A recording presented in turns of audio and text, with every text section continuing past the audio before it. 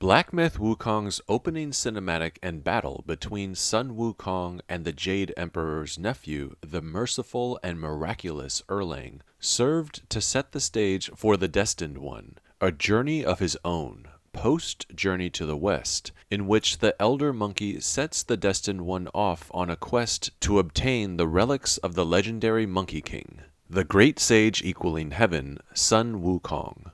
As Game Science's Black Myth Wukong unfolds through each of its 6 chapters, and we are eventually given the incomplete ending in which the Elder places the golden band upon the brow of the Destined One, we realize something is not right. The incomplete ending, a bad ending if you will, falls upon the Destined One, and we are left searching for more. It isn't until we go back to Chapter 3's Pagoda and discover its secret area and boss battle that we come to understand the opening of the game, particularly the fight between Erlang and Wukong, and Wukong's apparent defeat at the hands of Erlang as the real setup to the Destined One's journey and furthermore reveals a completely new meaning to it altogether. To help understand this, it's necessary to look at this setup through the lens of one of Black Myth's themes, the quest to be free. At the end of the novel Journey to the West, the Golden Band disappears and it is believed that Wukong has learned self-control and is essentially free. However, this is the end of the novel, and with Game Science's continuation of their own story of Wukong in their video game, they are saying the headband was never actually removed, but instead the gods, perhaps at the order of Guan Yin or the Jade Emperor, tricked the Monkey King and it never actually vanished in the first place. We know this because we see it magically reappear during the opening fight between Erlang and Wukong when they are in bird form. The Heavenly Court, Guan Yin, and the Jade Emperor in particular, in all of their celestial might and need to control and shackle others, specifically Wukong himself, maintained their position and kept him bound through the golden headband. This is where the naming of the game, Black Myth, comes in, and due to the video game's naming, we can understand that the Celestial Court, at least in this video game, is represented as not entirely altruistic and good. Their actions, a fallacy to Wukong, for he had succeeded on his pilgrimage and helped Tan San Zhang obtain the Buddhist scriptures in India, cemented the understanding that the restraints put on him by heaven above would be everlasting. With the knowledge of the literal shackle on his brow binding him to heaven's control eternally remaining no matter how noble or good his actions proved, combined with Erlang's own motivations, which we will get to shortly, the two powerful beings and once foes made a secret plan that if played out accordingly would allow Sun Wukong to achieve freedom, something he always longed for. Because Game Science's Black Myth Wukong is a video game that takes place after Wu Chang'en's classic Chinese novel, we first need to look at what came before in the novel to help us better analyze this secret plan and understand where it derived from. We can do this by looking at the relationship between Sun Wukong and Erlang Shen, and the roadblock to Wukong's freedom, the Golden Band. But before Black Myth's final boss, as we travel the waters within the stone with Zhu Bajie and the Elder Monkey, we learn a bit about Wukong, a monkey who was born from a stone atop the mountain of flowers and fruit. This monkey, curious, ambitious, and eager to learn, studied under the Great Patriarch, and was given the name Sun Wukong, meaning monkey awakened to emptiness. Serving as a disciple to the Great Patriarch, Wukong quickly learned his teachings. Wukong learned the pluck of many, obtained the ability to fly using the somersault cloud, and acquired his iconic and magical staff, the Ruyi Jingubang, from the Dragon King. He was so clever he even wiped his and his monkey family's names from the books of the underworld to become immortal. Wukong's power, ambition, and ego continued to grow. The Jade Emperor and the Celestial Court viewed the act of obtaining immortality the way he did as a transgression against heaven. Celestials were sent to Mount Huaguo, the mountain of flowers and fruit, to subdue Wukong, only to be subdued themselves. The Golden Star's efforts to resolve further matters peacefully sees the Celestials inviting Wukong to have a place in heaven. But once Wukong sees the position he is appointed to, that of a stable keeper, he leaves heaven. Wukong views himself as skilled and even a gift to heaven, a being that the Jade Emperor should use correctly due to his great skills. This process repeats itself one more time, and Wukong is invited back to heaven again, given the name the Great Sage equaling heaven, and is assigned the task of tending to the peach garden. The Great Sage commits final transgressions against heaven by eating the sacred peaches, ruining the annual banquet, stealing the refined golden pills, drinking gourds of celestial wine, and making fraudulent decrees, all while leaving heaven once more and returning to his monkey family on Mount Huaguo. The Jade Emperor becomes furious and mobilizes an enormous party of gods, celestials, constellations, and heavenly soldiers to descend to the world below to capture the Monkey King. After the failure of this party to capture the Great Sage equaling heaven, the great Bodhisattva Guanyin, now accompanying the Jade Emperor, dispatches the Jade Emperor's nephew, the merciful and miraculous sage of the Red City, Erlang Shen. The two have a prolonged battle and even turn into various creatures, including both of their iconic bird forms, in which Black Myth's opening cinematics does a callback to here. Erlang and Wukong's battle finally ends with an assist from Guanyin, essentially a distraction to the Great Sage so that Erlang can subdue and capture him. In his captured state, he is taken to the heavenly kingdom before the Jade Emperor. Wukong cunningly escapes and makes it outside the Great Hall of Miraculous Mist, where thunder generals and other gods attempt to subdue the Great Sage once again. Hearing the battle ensuing just outside the Celestial Court, the Jade Emperor enlists the help of Buddha.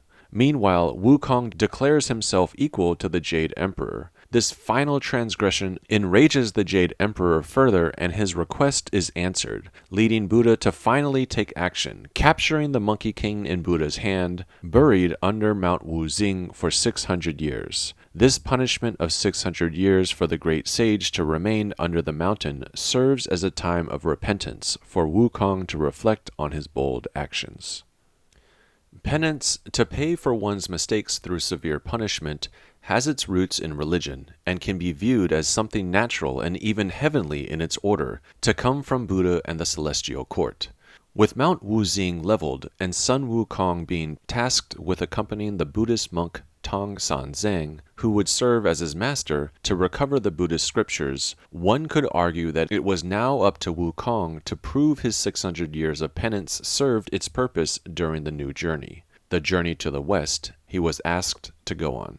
Wukong is given a harsh but just punishment for his transgressions, and the heavenly court now allows him to make good and carry on civilly, essentially to be a good monkey. Through his pilgrimage with his new master San Zhang, Wukong was now given the chance to prove his penance paid off. But along the journey he could not.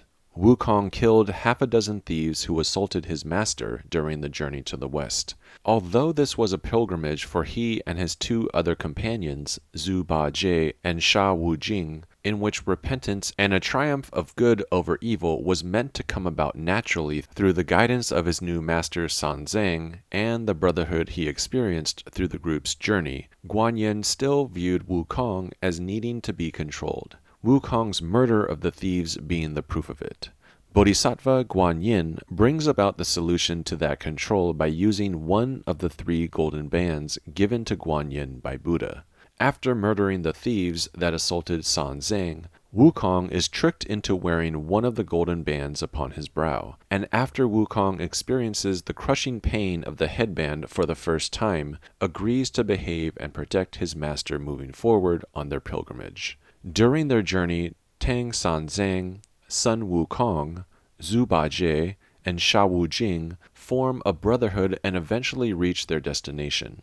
The scriptures are retrieved, and as his reward, Wukong achieves Buddhahood, becoming known as the victorious fighting Buddha, for subduing Yaoguais and helping good triumph over evil. In the novel, the golden band vanishes, and it is assumed Wukong lives freely.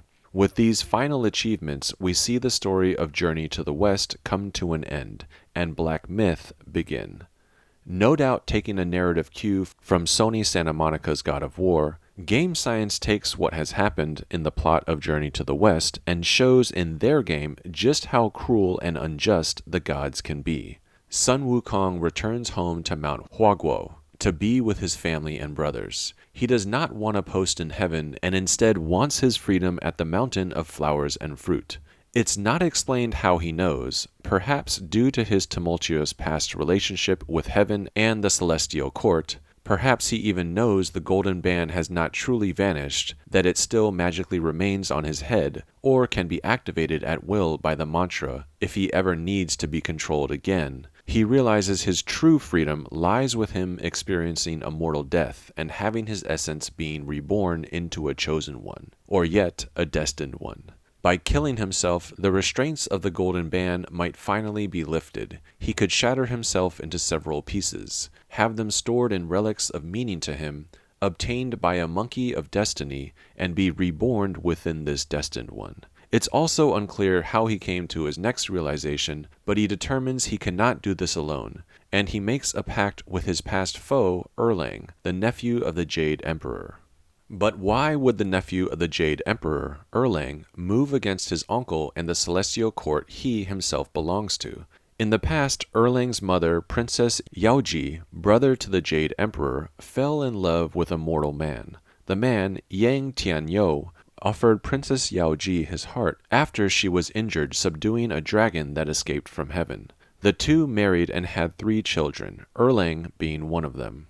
For marrying a mortal man, Yaoji was punished by her brother. The Jade Emperor imprisoned her under a peach mountain and eventually murdered her. Although not much is said beyond this event, Erlang no doubt carries this with him. It would allow him to empathize with Wukong in that he too suffers greatly from the harsh acts of heaven, specifically the Jade Emperor. Erlang would have little problem seeing the shackles of the golden headband put on the great sage as an abuse from the heavens. He sympathizes with the Monkey King due to his own past, and he could begin to see his once fierce foe slowly as someone relatable, who, like his mother, should not fall victim to the unjust actions of the Jade Emperor. Perhaps in Erlang's understanding that his mother is gone, he cannot save her now, but by seeing the rebuttal of Wukong's freedom by the heavenly court currently happening in front of him, he can take action to help another being, Wukong.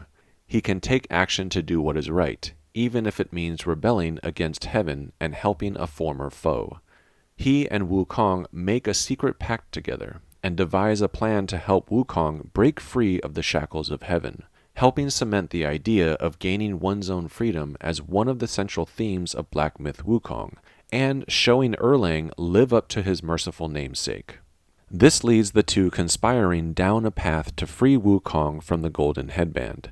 As the gamer, we never see this agreement between the two take place on screen, but evidence exists all around, particularly in the moments with Erlang and what he says during the secret area of Chapter 3. Wukong knew heaven would inevitably move against him when he returned to Mount Huaguo. Once their plan was agreed upon, they would be ready, and the two could enact their plan when necessary. As mentioned prior, in a similar way that Santa Monica Studios did with the God of War franchise, Game Science aims at showing the Celestial Court's actions not as altruistic, but instead as actions that could only be described as an injustice to those they are aimed at. This is seen in the opening of Black Myth Wukong, with the arrival of the Heavenly Party, the 4 Heavenly Kings, the Heavenly Soldiers, and more at the doorstep of Mount Huaguo. By moving forward with this preemptive strike against Sun Wukong, the Jade Emperor shows Wukong that even after his journey to the west and achieving Buddhahood, and seeing that all he wanted to do was return to his mountain and be amongst his monkey kin and other brothers, there would be a never-ending effort to subdue and control Sun Wukong nonetheless.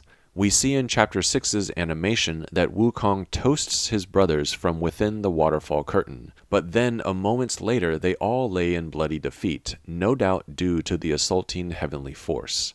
The animation's last shot of Wukong walking through the waterfall curtain leads directly into the opening of Black Myth Wukong, and with this we finally can understand the fury at which Wukong's anger at the death of his kin derives from.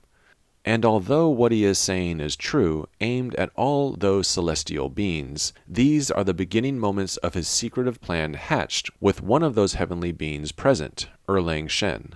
The ensuing fight between the two is a farce, a necessary step that must play out to put the beginning phase of their plan into motion, the mortal death of Sun Wukong.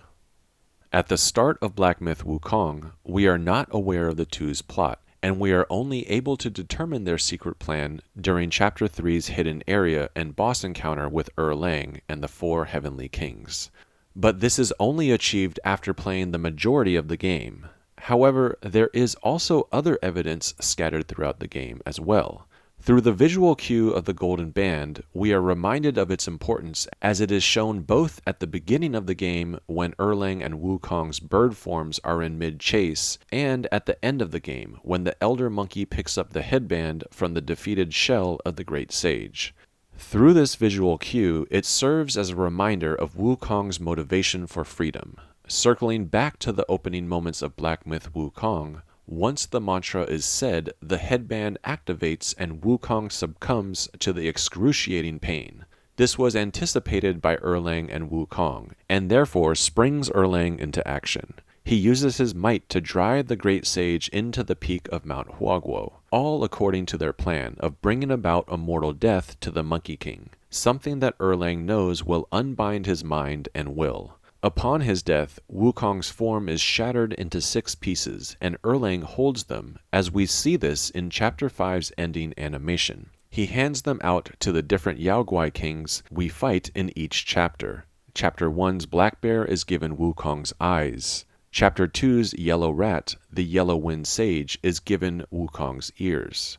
Chapter 3's Yellow Brow is given Wukong's nose. Chapter 4's Hundred-Eyed Centipede is given Wukong's tongue, and most tragically, Chapter 5's Bull is given Wukong's body. We later see the same death scene in the opening cinematics of the game play out in Chapter 5's animation, in which this time Wukong's mortal death occurs while he is in the arms of the Great Bull, one Wukong calls his brother, due to their previous battles together against the Celestial Court. I was confused about this at first, but the Chapter 5 animation occurs just after Erlang drives Wukong into the mountain, and before the visual representation of 500 years passing occurs in the game's opening prologue. In Wukong's dying moments, he tells his brother, the bull, to steer clear of his body's remains. With this, we can come to understand the next part of Erlang and Wukong's plan. With death as the only way for Wukong to be free, the two intend for an individual of destiny, a monkey of real worth, to find the pieces of Wukong to be reborn as the new great sage, free of celestial control. They plan to have a destined one, a young monkey, strong and capable, venture out and obtain the scattered remains of Wukong. The first 5 parts of Wukong would be given to powerful Yaoguai kings. According to Erlang and Wukong, their plan was to have Wukong's essence held within the relics. Erlang would purposely give them to extremely powerful beings, 1 relic each to ensure that after Wukong's death, only a worthy monkey would eventually be able to defeat them. If a new monkey was able to obtain all the relics, this individual would truly be a suitable monkey of destiny. But what makes the offering of Wukong's body to the Great Bull so tragic is that in Wukong's dying moments, he knows any Yaoguai king holding his relics will eventually succumb to defeat by the eventual Destined One. At least, that is the plan that he and Erlang devised. He therefore doesn't want his only friend among the Yaoguai kings, his brother, the Great Bull, to have any of his bodily remains. Perhaps Wukong doesn't know who Erlang will give each relic to when he succumbs to his mortal death, and this verbal request is simply stated by Wukong to the bull as a warning out of love and respect for his brother. With all of Wukong's body parts distributed amongst the Yaoguai kings, and with Wukong dead, Erlang must wait for the Destined One to come about. It takes around 500 years for this to happen, and once the first 5 relics are obtained by the Destined One, the first from the bear, the second from the rat, the third from the demon king, the 4th from the centipede, and the 5th from the bull, it is up to him, the Destined One, to find the 6th relic, the next part of Erlang and Wukong's secret plan. Black Myth Wukong seems to be designed so that the gamer initially experiences the incomplete ending. Through this, we learn the Elder, arguably influenced by Bodhisattva Guanyin or the Jade Emperor, guides the Destined One to find and defeat the Great Sage's shell. The Elder takes the Destined One there so that once he defeats the shell, the Elder can take the headband and place it upon the Destined One, ensuring the continuation of control over Wukong, albeit in his new form as the Destined One. During the opening moments of Chapter 6, foreshadowing the Elder's deceitful nature can be heard in some of Zhu Bajie's comments regarding the old monkey being up to something on the top of the mountain, painting the picture that whatever the Elder is or has been doing could be something dishonest. Come with me. Let's find out what that old monkey is up to. And Bajie's comments turn out to be quite prescient, as the Elder's actions of putting the golden band atop the brow of the Destined One reveal a terrible fate.